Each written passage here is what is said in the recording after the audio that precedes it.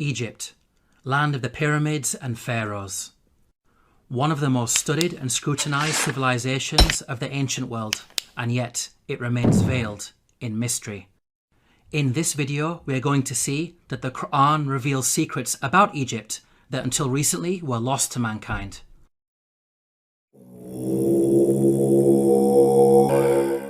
Pharaoh was a tyrant in Egypt, enslaving and persecuting the children of Israel.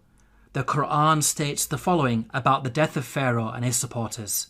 فما بكت عليهم السماء والأرض وما كانوا منظرين. Note the words, heaven and earth wept not for them.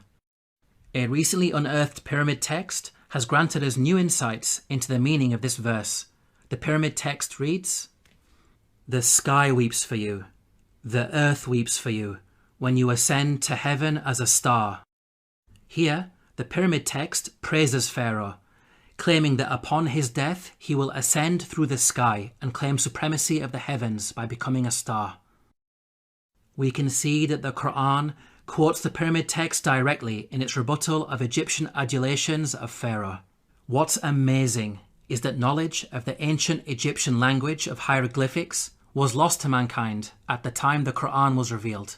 It wasn't until the discovery of an artifact known as the Rosetta Stone in the 18th century, over 1,000 years after the revelation of the Qur'an, that mankind has been able to fully decode the hieroglyphics.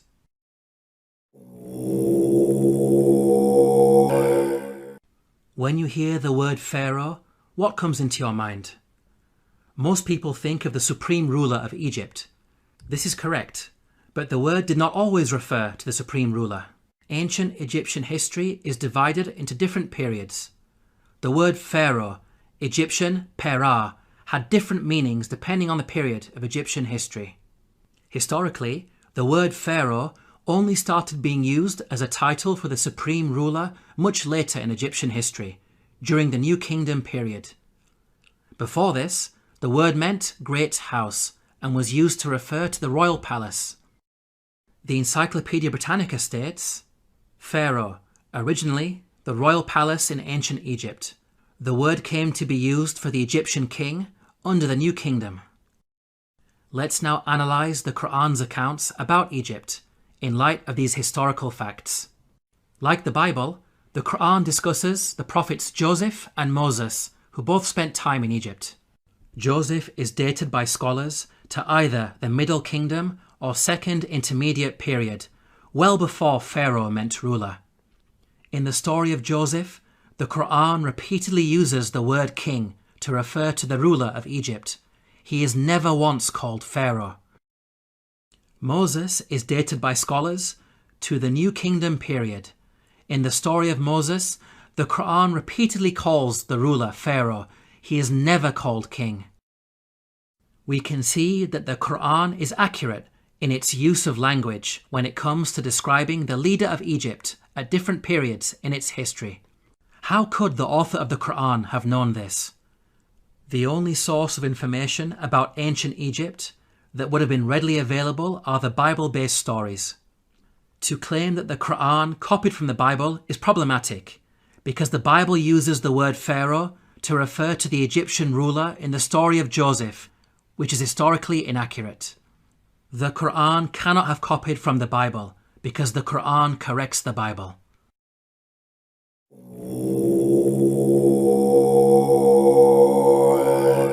The Bible explicitly states that at the time of the Exodus, the Israelite men were vast in number. The Israelites journeyed from Ramesses to Sukkoth. There were about 600,000 men on foot, besides women and children. If we factor in the women and children, then the total number of Israelites would realistically be in the millions. This claim of a vast nation is problematic in light of other information that the Bible provides. Firstly, Pharaoh is said to have appointed 2 midwives to deliver and murder Israelite babies. The king of Egypt said to the Hebrew midwives, whose names were Shiphrah and Puah, "When you are helping the Hebrew women during childbirth on the delivery stool, if you see that the baby is a boy, kill him."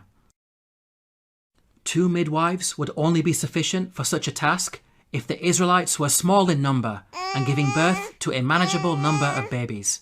2 midwives would not be sufficient for a vast nation of millions. Secondly, the Bible tells us that after the Exodus, God informed Israel that they would not be granted the land of their enemies straight away. But I will not drive them out in a single year, because the land would become desolate and the wild animals too numerous for you. Little by little, I will drive them out before you, until you have increased enough to take possession of the land. Note the reason for the Israelites being denied immediate possession of the land. It is said that wild animals will overpower them. Such a statement only makes sense if the Israelites were small in number and not a vast nation of millions, as the Bible claims. By contrast, the Qur'an states that the Israelites were only a small band at the time of Moses. فأرسل فرعون في المدائن حاشرين إن هؤلاء لشرذمة قليلون. We can see that the Qur'an fixes the contradictions that are present in the biblical narrative.